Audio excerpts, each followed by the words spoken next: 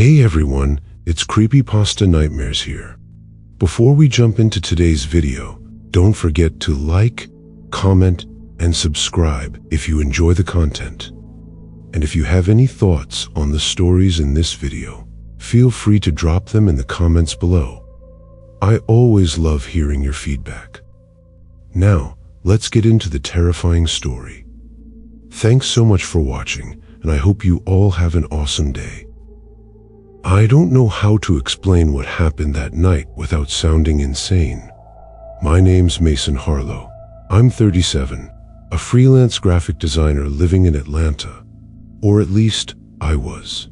These days, I mostly drift from job to job, trying to keep my head above water. I used to have a dog, a pretty serious long-term relationship, even a rented townhouse. That was before the trip. Before the night I took that turn-off near Briar Glen. It was October when it started. The air had just begun to shift, that crisp edge of fall starting to creep into the evenings. I was heading to visit my younger sister, Leah, in western North Carolina. She'd moved out there for work, something about sustainable farming and back-to-nature living. I hadn't seen her in almost 2 years, and honestly, I missed her. I left late on a Wednesday after wrapping up a client presentation that ran long. I figured I'd drive through the night and get there by morning. I've always preferred driving at night. There's something calming about the road when it's quiet, like the world's been turned down a few notches and you can finally think. I had just passed through a nowhere town called Mayfield, close to midnight, when the GPS started to pack up. At first, it was small. The map jittered, then stuttered like it couldn't load the next segment. I figured it was just bad signal in the foothills. No big deal. I'd downloaded the route beforehand. I knew the major highways well enough, but as I drove on, things started to feel off. The road was narrower than I remembered. 2-lane blacktop, cracked in places, with faded lines and encroaching trees. My headlights cut a pale tunnel through the darkness, the beams reaching out and catching nothing but forest. No other cars, no mile markers, just the hum of the engine and the occasional bump as my tires hit seams in the pavement. I flipped through my playlist until I landed on something slow and instrumental. Just enough to keep me awake, not enough to distract me. About 20 minutes past Mayfield, I saw a green road sign up ahead. It flickered in the beam of my headlights, the letters worn and barely legible. Briar Glen, 3MI. That name didn't ring a bell. I was supposed to be heading toward Franklin. But the road had curved slightly, and I wasn't sure if I was still on Route 24 or some back way. There weren't any exits marked on the map. I slowed slightly and glanced at my phone. No signal. The GPS was frozen. The blue dot just sat there like a dead eye. I thought about turning around, but the idea of backtracking in the dark didn't sit right. Besides, 3 miles wasn't much. If Briar Glen had a gas station or a diner, I could pull in, ask for directions, maybe reset the GPS. So I took the turn. That's when the air changed. There's no other way to describe it. It was like driving into a space where the atmosphere had thickened. The trees felt closer. The road dipped and narrowed again, with tall brush crowding the edges. I turned the music down, suddenly aware of how silent it was. And then I saw the lights. At first, just a soft glow ahead, like the ambient reflection of a small town. It reminded me of those community centers that host autumn festivals. Strings of lights, warm and gold, stretching between wooden posts. As I got closer, I realized it wasn't just a glow. It was a town. A whole town tucked into the hollow of the valley. The street rolled down a slope and straightened into a narrow main road. Shops lined both sides. Small businesses with hand-painted signs and old-fashioned windows. There was a bakery with a glowing fresh bread sign, a record store with an A-frame chalkboard listing album releases, a barber shop with a striped pole that spun slowly in the breeze, illuminated by a flickering torchlight. It looked like something out of the 1960s, not in a kitschy way, not like a retro-themed tourist spot. It looked real, as if I'd driven through a fold in time and landed somewhere preserved like a memory in amber. I slowed the car to a crawl, taking it all in. There were people too, not many, but enough. A woman walking a small terrier, a man with suspenders and a brimmed hat tipping his head as he passed someone, a teenager tossing a baseball in the air outside a store called Miller's Hardware. But what got me, what truly chilled me, was that none of them seemed surprised to see my car. No one looked at me. No one waved. No one reacted. They just continued. I parked at the edge of the street, near a withered sign that said, "Welcome to Briar Glen, established 1914. I killed the engine, half expecting someone to approach. But the town went on as if I weren't there. I stepped out into the cool night air. It smelled like wood smoke and damp leaves. The bakery caught my eye first. Warm light, inviting smell. I walked toward it, noticing how quiet everything was despite the signs of life. No crickets, no cars, no wind. Just the soft crunch of my boots on gravel. The bell over the bakery door jangled when I opened it. Inside, the shop was immaculate. Racks of fresh bread, gleaming counters, and behind the register, a woman in her 50s with silver hair pinned neatly in place. She looked up and smiled. "Evening, hun. Long drive?" I hesitated. "Yeah, actually, kinda lost. Is this Briar Glen?" "That's what it's always been," she said. She didn't ask where I came from or why I was there, just turned and started wrapping a loaf of something crusty and golden. "On the house," she said. "First times, always free." That struck me as strange, but I took it. The warmth of the bread felt oddly grounding. "Is there a hotel nearby?" I asked. "Or somewhere I can get my bearings?" She gestured out the window. "You'll find what you need. Just follow the lights." I thanked her and stepped outside again, more unsettled than I'd been moments before. The street had changed.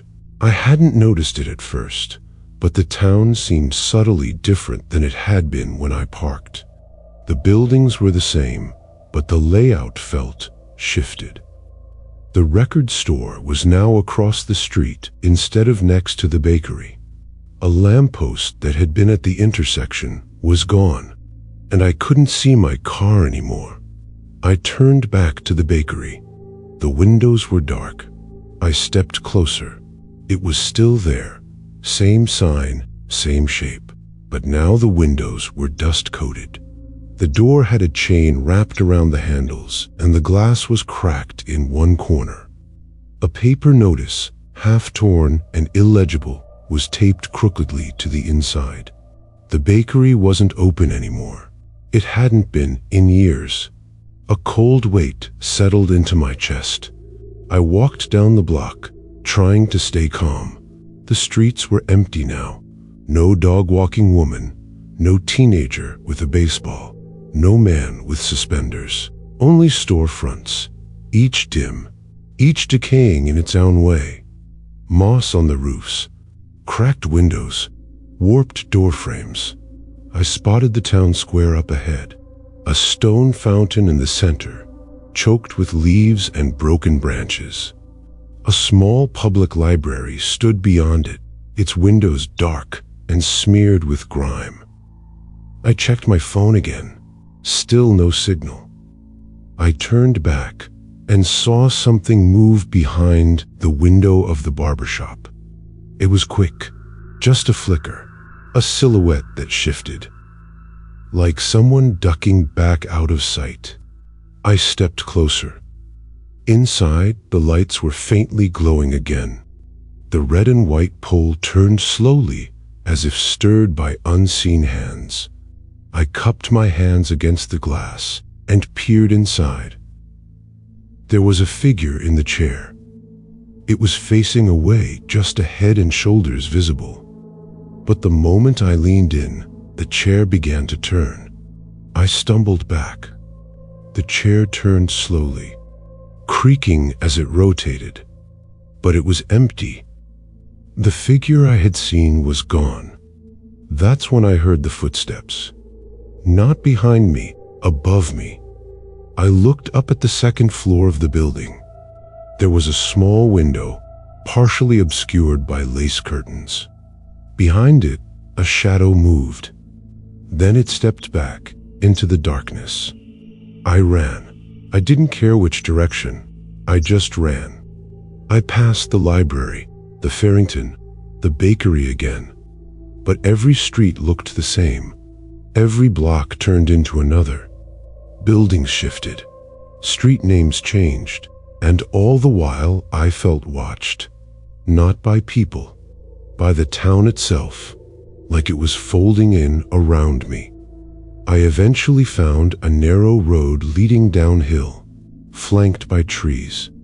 It looked like it hadn't been paved in decades. I didn't know where it went, but it was the first thing I'd seen that felt away. I followed it on foot for what felt like an hour. Then, without warning, the forest opened up. The old road reconnected to a paved highway.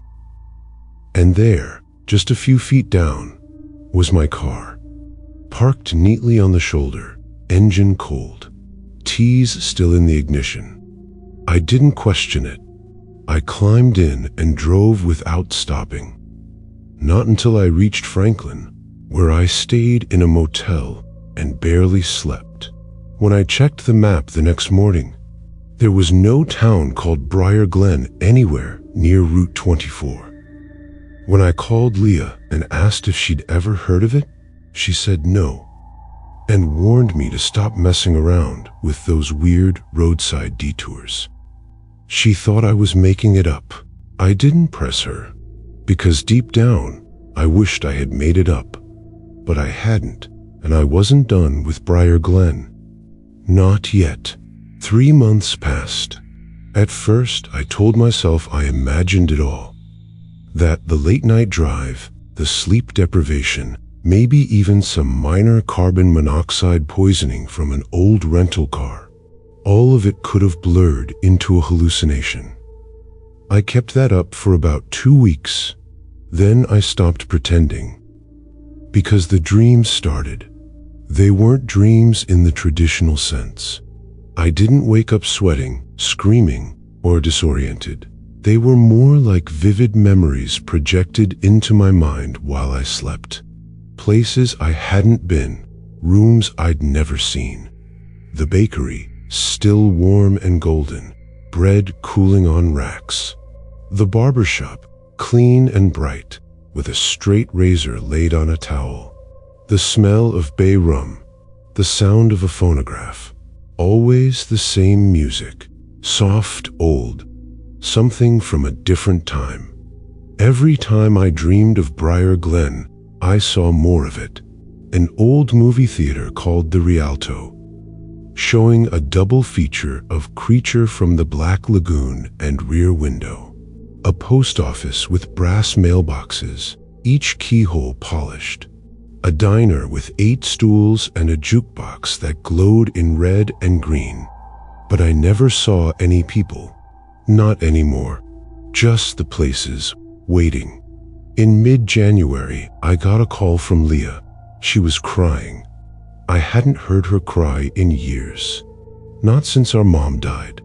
But this wasn't grief. It was confusion. Panic. She had gone hiking near her property and taken a wrong turn.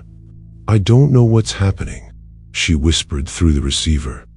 "Mason, it's like this place isn't on any map. I walked for 2 hours and ended up somewhere else. There's a town. It's not right. I sat up in bed. Say the name. What? The name of the town. She was silent. Then, there wasn't a name. Not that I saw. Just a fountain, and a library, and a shop with God Mason. I swear I saw a mannequin moving behind the glass, but when I went in, the store was empty. It wasn't. Get out of there, I said. Walk until you're somewhere you recognize. Don't stop. Don't talk to anyone. She didn't respond for a few seconds. Then quietly, how do you know that? Because I've been there. It took 3 hours before she called me again. She had found a service road, walked for nearly a mile, and ended up at a campground. A ranger gave her a lift back to her house. She didn't speak much for the next week. Said she didn't want to talk about it. But the damage had been done. It wasn't just me. Briar Glen had found her too. By February, I gave in. I needed proof. Something tangible. So I went back. I didn't tell Leah. I just packed a bag, charged my old DSLR, loaded my phone with offline maps, and set off. This time I planned carefully, studied topographic overlays, compared every road near where I had originally seen the turnoff. But there was nothing marked Briar Glen, not even an unincorporated town. Still, I drove through Mayfield again, past the old Shell station, around the curve where the woods closed in on the road like clenched fingers. And there, like before, was the sign, Bria Glen. This time 2 of the letters had rusted off. I pulled off the road and stared at it. The sign leaned slightly, choked in ivy. The green page faded nearly gray. It looked like it hadn't been maintained in decades, but I remembered it vividly, knew every blemish. I took the turn again. The road dipped, narrowed, and then the lights bloomed out ahead, like a rising sun of impossible nostalgia. I rolled down my window. Music played faintly from somewhere, a record spinning through static, piano notes bending gently. I parked in front of the diner this time. Inside, the lights were on. The counter was clean. A man behind the grill waved once and turned back to the stove. A waitress in a teal dress and spotless apron set a plate in front of a patron whose face I couldn't quite make out. Everything looked real, not just preserved, alive. I stepped inside. The bell jingled overhead. The waitress looked up. "Coffee, hon?" I nodded slowly. "Please. Sugar and cream?" "Yes, thanks." She smiled and poured it without a second thought. I sat in the booth closest to the window. The man at the counter didn't turn. The fry cook whistled something faint and tuneless. When the waitress placed the mug in front of me, I finally asked, "What's the name of this place?" She blinked, confused. "Name of what?" "This town." A pause. Her hand lingered on the tray. "This is where you're supposed to be, sweetie." I stared. "That's not an answer." She smiled again, wider, more forced. "Drink your coffee before it gets cold." I walked the streets for an hour. The town shifted with me. I turned down one block and returned to a different one. Windows would glow warmly, then go dark. The same man would pass me twice from opposite directions. No one spoke unless I initiated, and even then, the answers were vague, circular, rehearsed.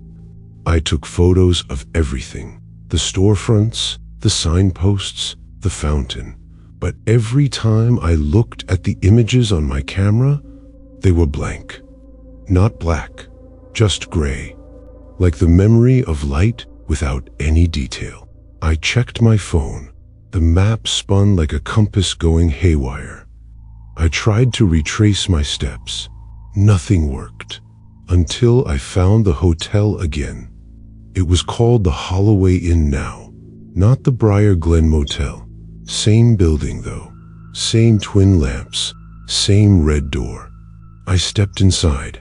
The woman at the desk was young this time, 20s maybe, with glossy black hair and a blank expression. "You came back," she said without inflection. I didn't answer. "Room 5 is open," she added, handing me a key. The tag was old brass, with the number etched deep into it. I didn't question it. I took the room.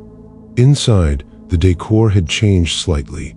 Different bedspread, different dresser, but the windows still faced the square. And just like last time, the street was too still. At exactly 2:13 a.m., I heard tapping at the window again. 3 taps, soft, precise. I pulled the curtain aside and saw myself, standing on the sidewalk, wearing the same clothes from my first visit.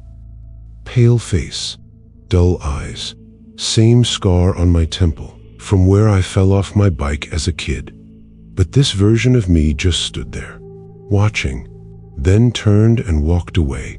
In the morning, I went back to the bakery. It was still closed, the same broken windows and rusted door handles. But this time, a note had been slid under the door, written in pencil on old parchment. "This place is not a memory. It is a rehearsal." That was all. I stared at it for a long time, unsure what it meant. Then I looked up. Across the street, at the library steps, stood the woman from the hotel. She didn't wave. She just pointed behind me. I turned and saw the fountain bubbling again. Clear water, fresh stone, as if nothing had ever decayed. I don't know how I got out that time. I walked for hours, and at some point, the woods swallowed the streets. The buildings fell away one by one, like scenery being dismantled on a stage. Trees took their place. Cold air returned, and then I was back on the highway again. No memory of the transition, just a road, headlights, and my car idling on the shoulder. I didn't tell anyone about the second trip. Leah was already on edge. I couldn't risk pulling her deeper. But I noticed something strange that week. My watch, the one I always wore, was 5 hours fast. My phone had dozens of duplicate calendar entries, all titled Return, all set at odd intervals. And in my camera, every photo was still gray, except one. It was of a room I didn't recognize. Pale yellow walls, a single chair facing the window, a phonograph on a side table. But in the mirror hanging on the far wall, I saw myself standing there, mouth open in mid-speech. I never took that photo. A month passed. Then, too, the dreams continued.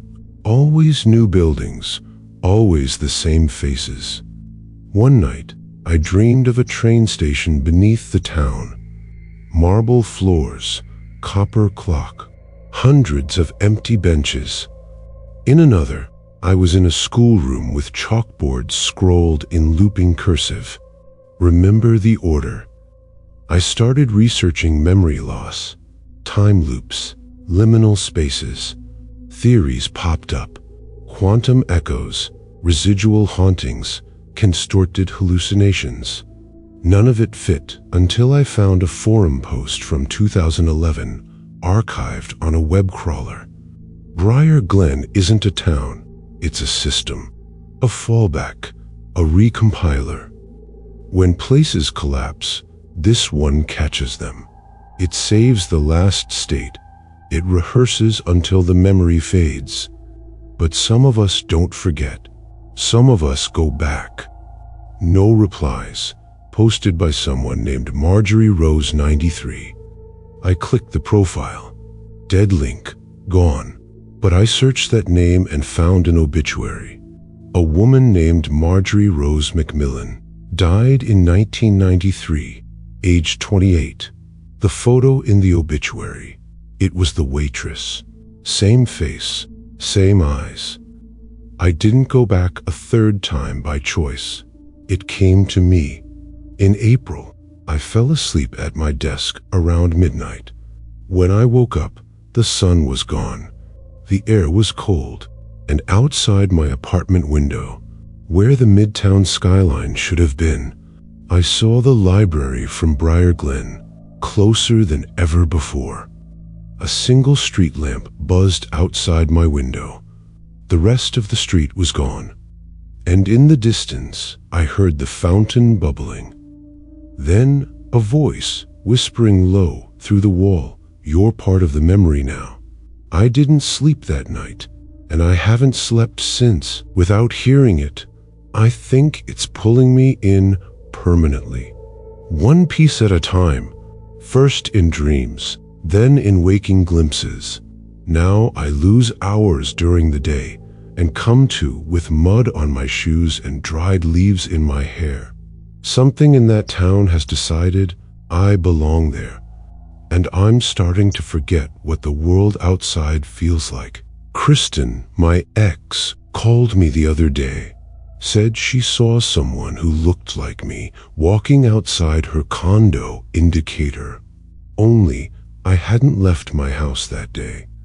When she shouted my name, the figure turned, smiled, and kept walking. She swears it was me, but I know better, because I was home, wasn't I? I knew it had happened for good when I found the envelope. It was slid under my apartment door on a rainy Tuesday morning. No address, no stamp, just my name scrawled in dark graphite on the front. Inside were 3 Polaroids. The first showed me asleep at my desk, the light of my laptop glowing against my face. The second was a shot of my hallway, door slightly ajar, shadows long, angled like the sun was setting in the wrong direction. The third was of a street lamp flickering over a stone fountain, one I had never seen in person but instantly recognized. It was from a part of Briar Glen I hadn't reached yet. That was the moment I stopped pretending there was a way to outrun it. Wea came over the next day. She hadn't been to my place in years, but she insisted after a series of voicemails where I didn't sound like myself. She brought 2 coffees and her dad's old revolver tucked into her coat. "I'm not crazy," I told her. She didn't reply right away. She looked around my apartment, then pulled something out of her pocket. A newspaper clipping. It was old, yellowed, from the Mayfield Times, dated August 12, 1977. The headline read, "5 vanish after taking Route 7 turnoff. No signs found." The photo beneath it was grainy, but my heart dropped. In the background, barely visible, was the bakery. Briar Glen again. "They've always gone missing near that town," she said softly. "You aren't the first." I took the article from her and read the details. It mentioned a family, parents, 3 kids, last seen turning down an unmarked road near the Briar Hollow Basin.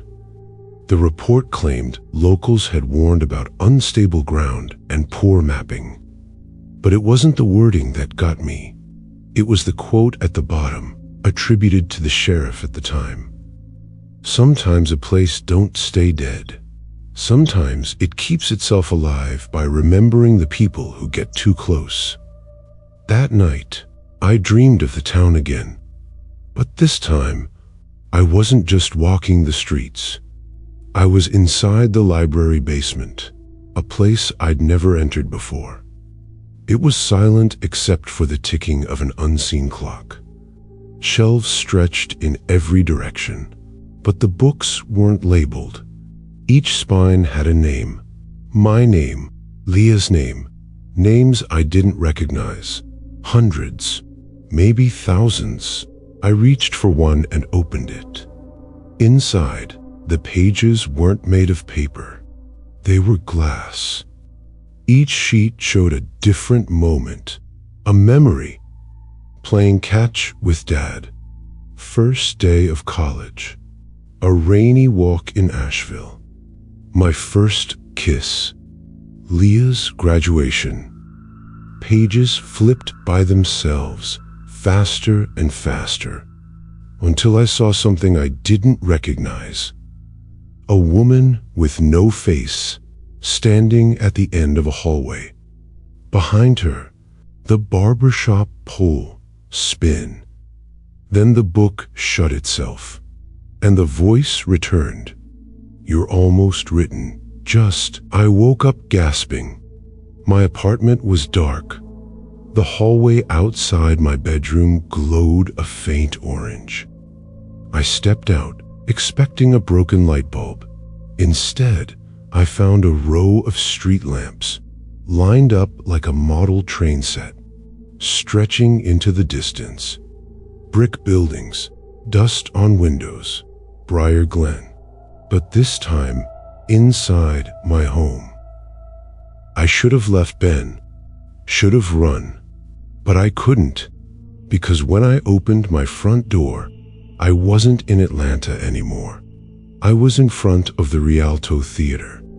Its marquee blinked in slow pulses, now showing The Last Return. A line of faceless patrons stretched down the block.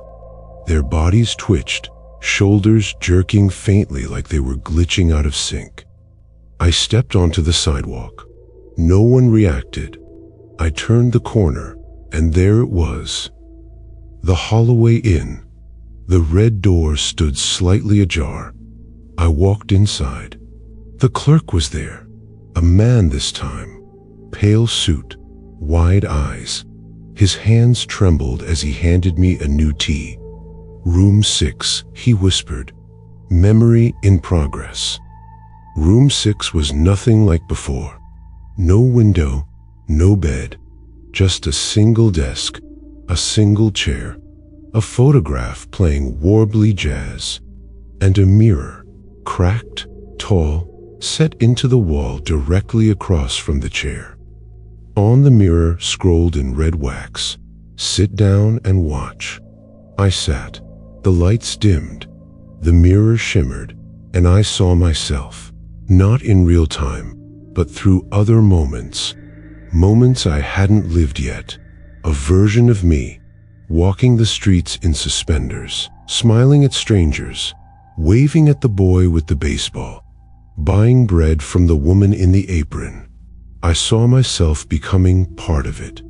The mirror changed again. Now I was watching other versions. A woman reading a poem aloud in a classroom. A man driving a Model T through muddy roads. A child pressing their face to a window, watching snowfall on an empty town square. Each was the same town, each a different year. Each time, the person forgot who they were, until they were just another smiling face behind the glass.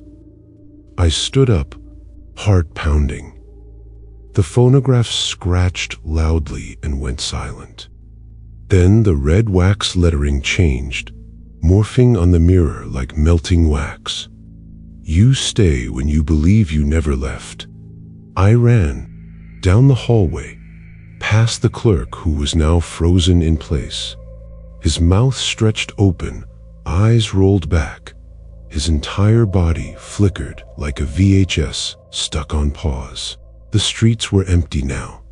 No people, no music, just the buzz of neon signs that blinked one by one until the town dimmed like a dying firefly.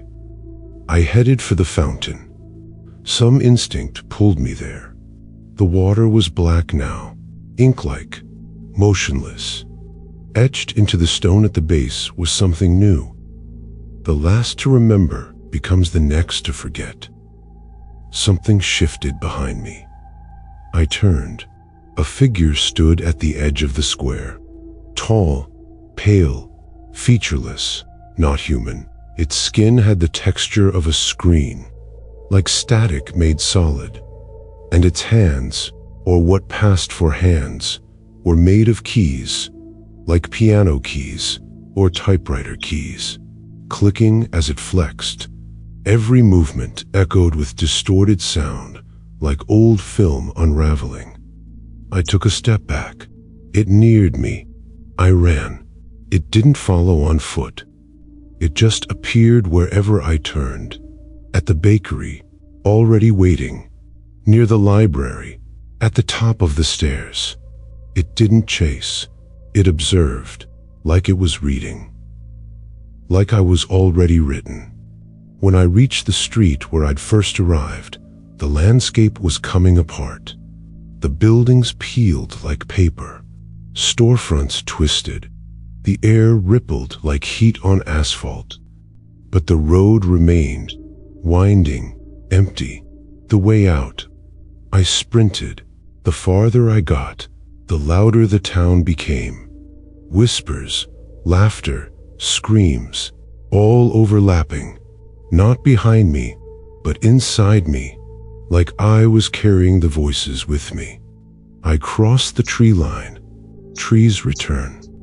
Pines stretch toward the sky, and then black. I woke up on my couch, phone in my hand. No missed calls, no texts, but my call history was gone. And my wallpaper, the one of me and Leah in Asheville, was replaced with a photo I didn't recognize. The barber shop, pristine, lit by morning sun. In the bottom corner, me, smiling, behind the glass.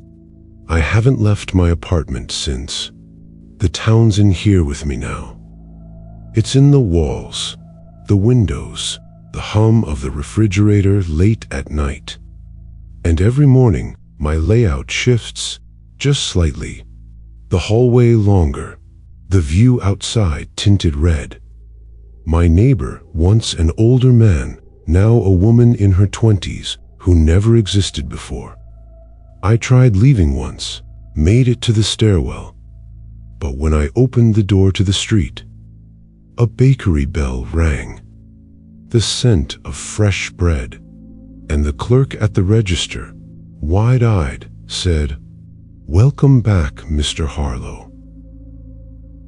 We've been waiting for your next draft. I think Briar Glen is a repository, a machine made from memory and mimicry, a place built from every final impression, the last thoughts of those who vanished, those who walked the wrong road, who stopped for directions and never made it out. It records us, and then it plays us forever. My name is Mason Harlow, or at least it used to be.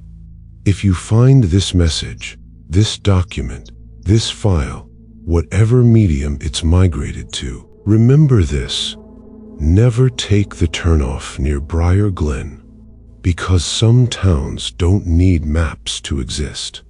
They only need you to remember them. And if you do, they remember you too, forever."